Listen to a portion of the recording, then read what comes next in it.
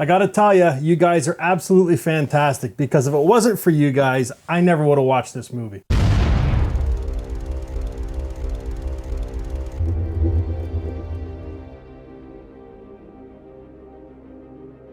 Hey guys, welcome to Happywax TV. So yeah, I just want to say thank you. I actually had quite a few subscribers message me and ask me if I was going to do a review on this.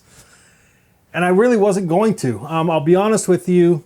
I know this is going to sound maybe kind of shallow, but the name for this movie, I don't know. I don't know. There's just something about it. I just didn't kind of grab to this movie like I normally do with some of them. You know what I mean? Like, I saw the trailer for it, and they did a great job editing the trailer by not letting you really know what's going on for the most part. But I don't know.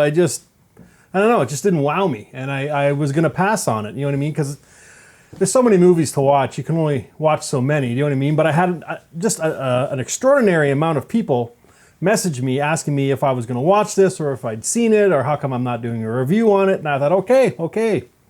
Point taken, I'm going to watch it. So I sat down last night, watched this thing, really didn't know anything about it, okay, other than who was in it. And I'll tell you, thank you, because this movie is goddamn fantastic. It's called Daniel Isn't Real. It's directed by Adam Egypt Mortimer. I hope that's how you say your name. And it's based on the novel by Brian, and again, I'm bad with bad last names, Brian Deleu. I hope that's how you say his last name. Anyways, I'm not a big novel reader, so I've never read this or the novel, but the movie is just spot on the fucking money. The cast consists of Miles Robbins, who plays Luke, who is the main star. Patrick Schwarzenegger, who's Arnie's son, plays Daniel. Sasha Lane is kind of the love interest as Cassie, and then Mary Stuart Masterson, who's she's been around forever. She is just awesome. And she's in this as Luke's mom, who plays Claire.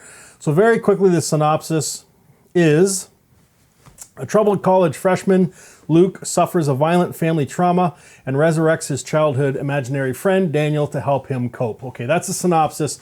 So I don't want to give spoilers away for this movie, or not many, but I'll kind of let you know if I get into it, because you know how I like to ramble. But I kind of want to keep this review kind of short so I don't give too much away, because I'll tell you, the third act of this movie blew me away. Like, the whole movie's really, really fucking good. I mean, the opening scene alone is like right out of nowhere. If you're not paying attention, it's over like that, and you're gonna miss a pretty important scene in this whole movie. But basically, we see Luke as a kid, like I think I don't know how old he is, like 12, maybe 11.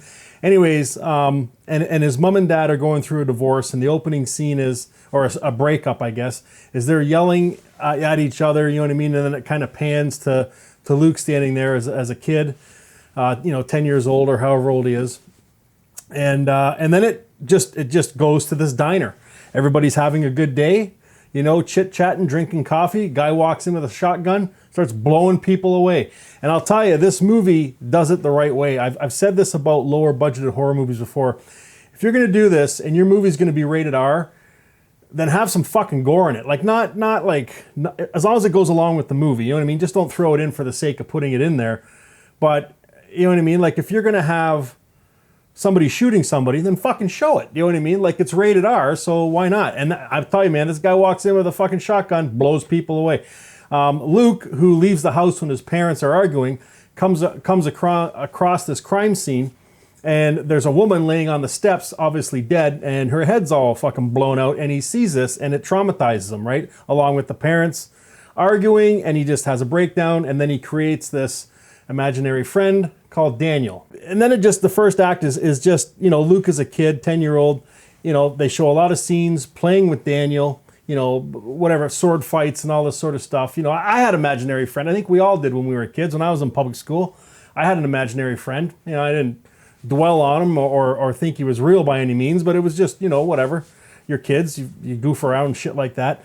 Anyways, Daniel tells Luke to make his mom kind of like a smoothie, right? And he puts these pills in it and blends it up and almost kills her. Okay, so, well, she doesn't die, but she almost did. but she's on the verge of a breakdown herself, okay? So they don't show this part, but she's obviously going for therapy and stuff. So what she does is she uses some of that on Luke and says, listen, Luke, you need to take this Daniel character and lock him in this dollhouse that he has, right? So long story short, that's what he does. He forces Daniel to go into this dollhouse. They lock the fucking dollhouse, and that's where he stays, okay? Fast forward 12 years later, now he's in college, okay?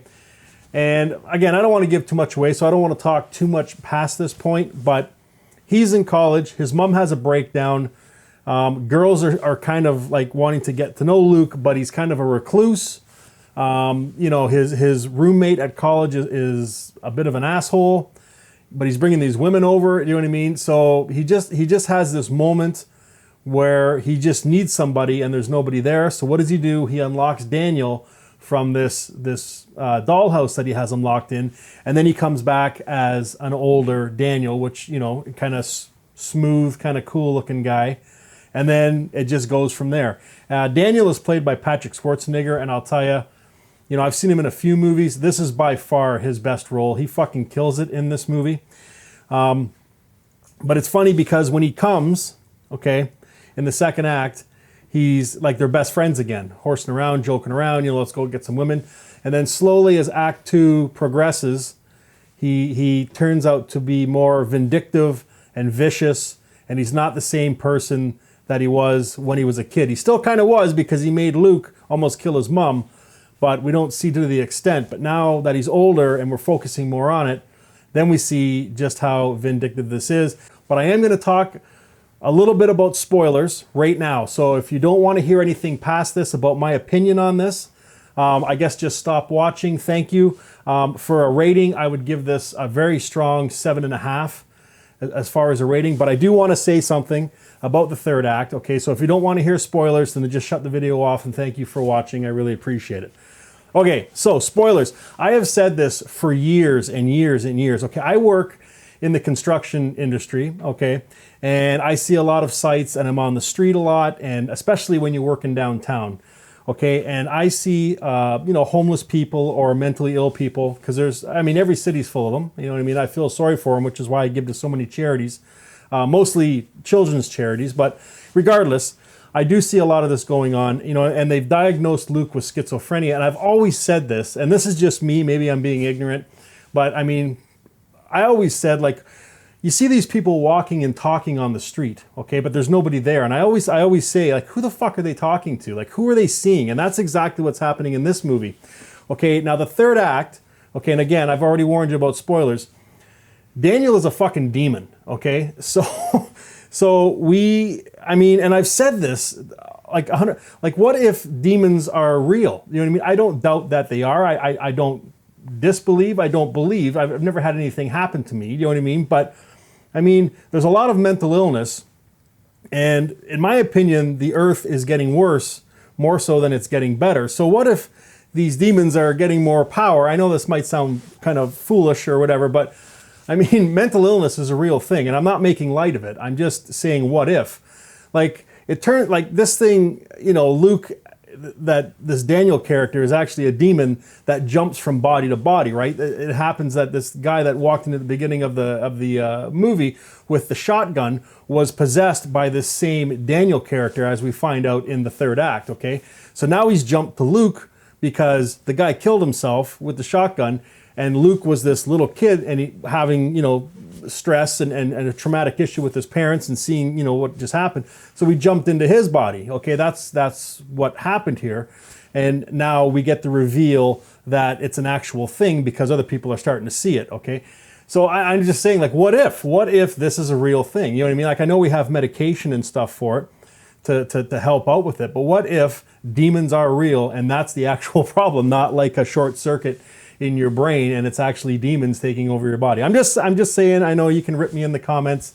I am absolutely not making fun of people with mental illness. Not at all. I'm just saying, what if? Because I think about this all the time, because I see these poor people walking down the street and stuff, and it's like they're having full conversations with people, but there's nobody there, and I'm like, who are they talking to? Do you know what I mean? Like, maybe there is somebody there. Maybe I just can't see them. Do you know what I mean? Like, It's crazy, man. And when I saw this in this movie, I was like, God damn, that's what I've been thinking for like, I don't know how many fucking years. So I loved this fucking movie. I thought it was a fantastic idea. I'm telling you, don't pass this one up. For me, I wasn't going to watch it.